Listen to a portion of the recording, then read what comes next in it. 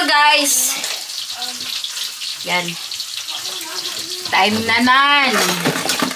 Magkanta na lang ko kay boring. Mabisag kung saan panahog. Kanta taas ka adyo. Ang silingan. Maminaw rana. Iingatan ka. Alagaan ka. Sa puso ko, ikaw ang pag-asa. Ating mundo may gagabay sa'yo.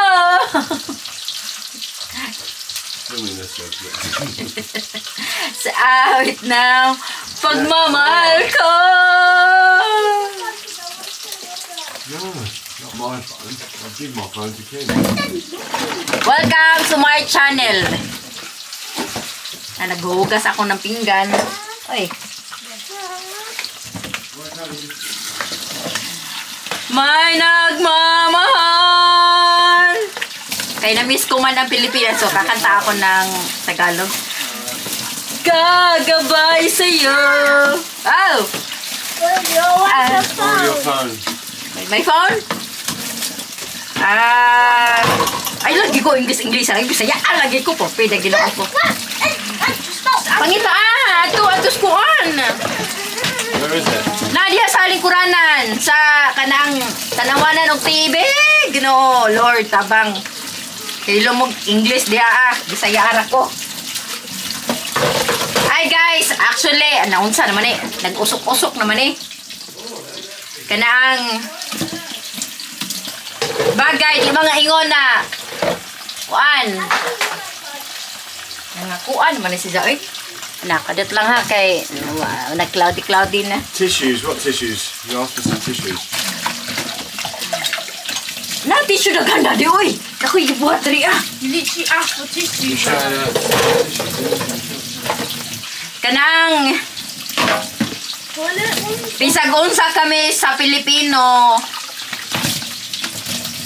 Unsa kanindot sa kalibutan dito sa England. May-miss pa rin natin ang sariling ating Pilipinas, no? Kita ginaw ko. Uy! Bagay. May kamag-anak ako nagsabi sa akin na wala daw ako pinag-aralan, hindi ko na mararating yung pangarap ko, grabe daw ako mangarap. Tayong lahat pwede tayong mangarap, di ba? Libre mangarap. Sabi ko sa sarili ko, mangangarap ako hanggang gusto ko kasi libre mangarap. Tapos, alam nyo na, pag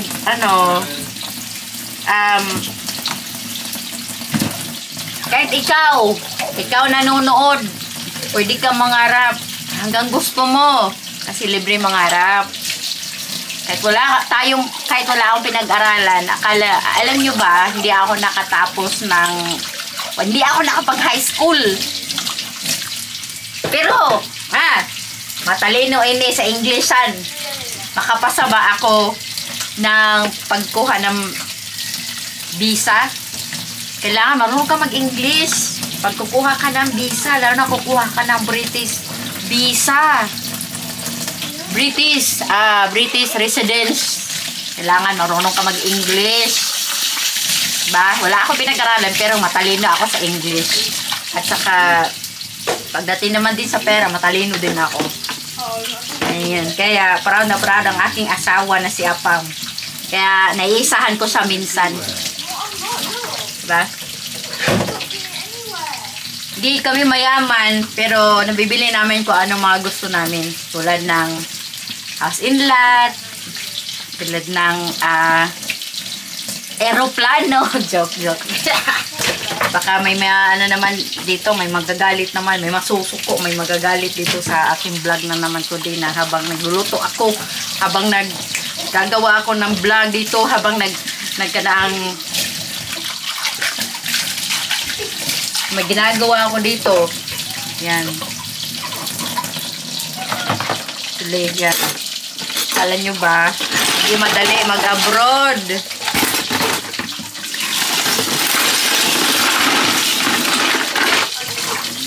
masarap mag-abroad pag nasa Pilipinas ka pa lang. Pero pag nasa abroad ka na, gusto mo na umuwi. Hindi kasi parehas sa Pilipinas yung ibang bansa. Para kang robot dito sa ibang bansa. Lalo na nanay ka, marami kang anak, asikasuhin. Agoy, Ginoo ko. Kayo lahat.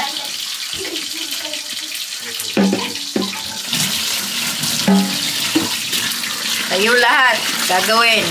Ay, pusok-pusok naman eh. Ayan guys. Nagluto pala ka ako ng pinirito na isda. Nagtuto manahang sipon. Ito. Na piniritong isda. Ayan na po. So, ibabaliktad ko na siya. Ayan. Wala kasi akong pagka-camera. So, ganamin ko na lang siya. Ay, asan na ba itong camera? Ano na. Ayan guys. Para na ako, tilapia ne. Pero hindi po siya tilapia. Mahal po isa nito. Ang isda po dito is pag bumili ka, hindi kinilo, kundi pinipiraso. Isang piraso ay 370. Ayan. Ang sama din ng dyan pa, buhit pa eh. Kukul mo na ho. Ay, kukul. Isa agad ka. Isa agad na siya.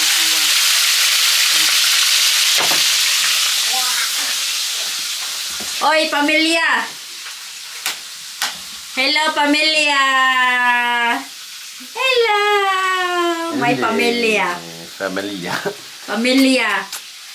May pamilya. Ang akong pamilya diriya sa England na gisit o nagtuto. Asawa. Asawa. Ako ba na nag-ahong Samantha anak na kanong nagisapot. Ang duha di ay no anak no sa taas nagduwa-duwa. Kumusta mo diha? Kamusta mo diha? Na, kita-kita ta diha. No. Bahala ka diha. Oh, yeah.